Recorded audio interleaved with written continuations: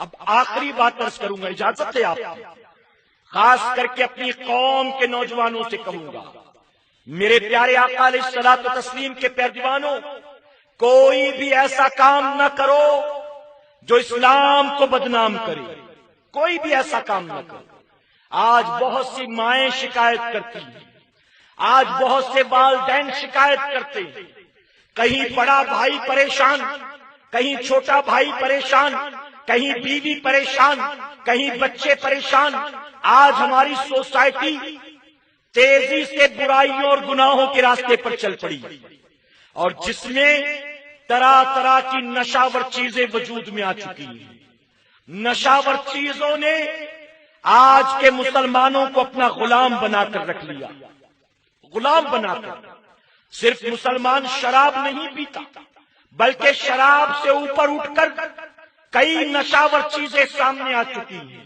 کوئی brown sugar لے رہا ہے، کوئی ہیروئن لے رہا ہے، کوئی چرس کا شوقین ہے، کوئی گانجے کا شوقین ہے، کوئی جو ہے ایم ڈی لیتا ہے، کوئی وائٹنر سونگتا ہے، کوئی کھانے کے ذریعے، کوئی پینے کے ذریعے، کوئی انجیکشن کے ذریعے، کوئی سونگنے کے ذریعے۔ کتنی نشاور چیزیں وجود میں آ چکی ہیں، اور آج ہے مسلمانوں، یہ نشاور دوائیاں ہماری سوسائٹی کو کھوکھلا کر رہی ہیں، ہمارے معاشرے کو کھوکھلا کر رہی ہیں۔ حضور اکرم صلی اللہ علیہ وسلم کی نگاہیں غیبدہ دیکھ رہی تھی، آج کی عرب کی دنیا میں لوگوں کے پاس نشہ کرنے کے لیے سوائے شراب کے دوسرا کوئی آپشن نہیں ہے، لیکن آقا جانتے تھے آنے والے وقت میں سینکڑوں چیزیں وجود میں آ چکی ہوں گی، اس لیے آقا نے صرف شراب پر پابندی نہیں لگائی ہے، بلکہ آپ نے فرمایا ہر نشہ پیدا کرنے والی چیز حرام ہے، ہر نشہ پیدا کرنے والی چیز حرام ہے۔ اور ساتھ ہی میرے آقا فرماتے ہیں جس کے قلت میں جس کی کثرت میں نشہ ہو اس کا قلت بھی حرام ہے، جس کا زیادہ نشہ پیدا کرنے والا ہو اس کا ایک تو قطرہ بھی حرام ہے۔ اے سرکار مدینہ کے پیروانوں، ماہ محرم الحرام میں ہم نے یزید پر بڑی لعنت ملامت، ذکر حسین کی محفلیں سجائی۔ میں آپ سے پوچھتا ہوں، یزید شرابی تھا، جناب امیر معاویہ کا بیٹا، صحابی رسول کا بیٹا، لیکن شرابی، امام حسین نے اسے برداشت نہ کیا۔ ارے یزید تو صرف شراب پیتا تھا، آج لوگوں نے نشہ کرنے کی دوڑ میں یزید کو پیچھے چھوڑ دیا ہے اور خود بہت آگے نکل گئے۔ یزید تو جن چیزوں کا تصور بھی نہیں کر سکتا تھا، آج ہماری قوم کا نوجوان ان چیزوں کو نشے کے لیے استعمال کرتا ہے۔ اورنگزیب رحمت اللہ تعالی علیہ، آپ کو پھل دیے جاتے تو آپ کھاتے، لیکن پھلوں کا رس دیا جاتا تو ناراض ہو جاتے۔ لوگ کہتے حضور پھلوں کا رس تو ہے، اس کا نچوڑ تو ہے، تو آپ فرماتے نہیں، تم مجھے پھل دو میں کھاؤں گا، اس کا نچوڑ نہ دو۔ اس کی وجہ کہ میرا باپ رات کو اٹھ کر 20 رکعت نماز پڑھتا تھا، راتوں کو 20 رکعت نماز پڑھتا تھا، لیکن صبح ناشتے میں آدھا لیٹر شراب بھی پیا کرتا تھا۔ اورنگزیب رحمت اللہ علیہ فرماتے میرا باپ صبح ناشتے میں آدھا لیٹر شراب پیتا تھا، اس لیے میں نے اس سے معذرت طلب کر لی تھی کہ میں دوپہر کو 7 دسترخوان پر کھاؤں گا، رات 7 دسترخوان پر کھاؤں گا، لیکن صبح جس دسترخوان پر شراب ہو میں اس پر بیٹھنا بھی پسند نہیں کرتا۔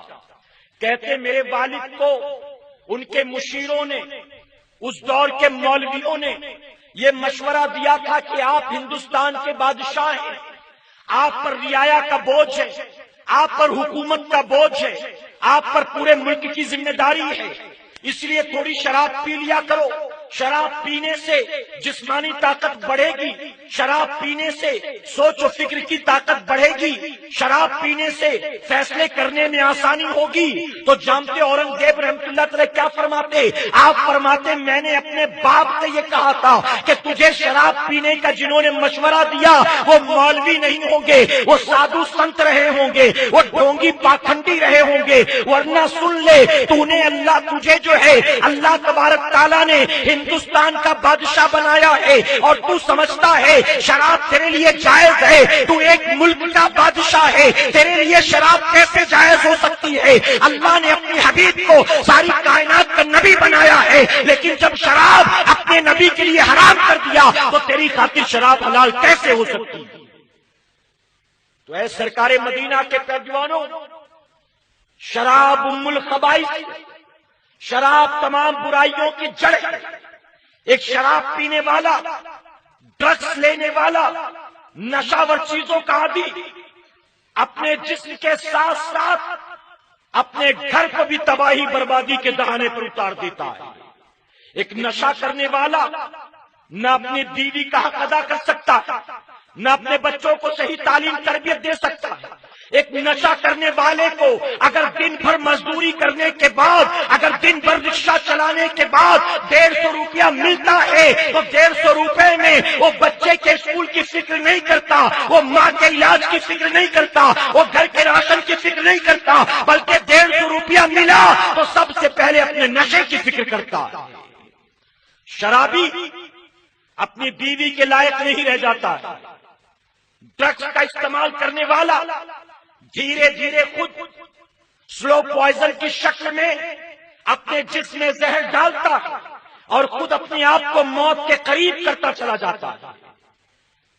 اے مسلمانوں، ذمہ داری سے کہوں گا، اگر کسی چیز میں ہمارا اور آپ کا 1% بھی فائدہ ہو تو اللہ اور اس کے رسول صلی اللہ علیہ وسلم ہمیں اس چیز سے منع نہیں کرتے۔ اگر کسی چیز سے روک دیا گیا تو یقیناً اس میں نقصان کے سوا کبھی فائدہ نہیں۔